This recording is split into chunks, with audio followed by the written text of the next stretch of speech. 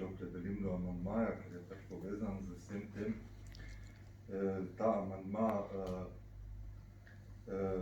po mnenju interesne skupine, tako smo tudi zdaj obravnavali na okviru priprave na sejo, ni povezan z nami, ampak je samo povezan z vsebinsko odločitvijo za in proti in je seveda v primeru tega v okviru glasovanja lahko razlog.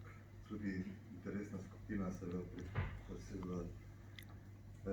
sklopu priprave na sejo ni opredeljevala o podpori ali ne podpori vetu, ampak je to prepuščeno pravzaprav takemu državnemu svetniku, ki odloča, kakorkoli se bo odločilo, je tisti temeljni namen, zaradi česa je bil izpolnjen, ali bo veto izglasovan ali ne.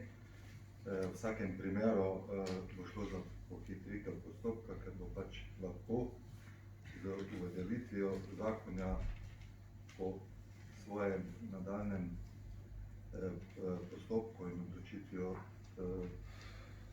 to pohitritev izpeljal Državni zbor.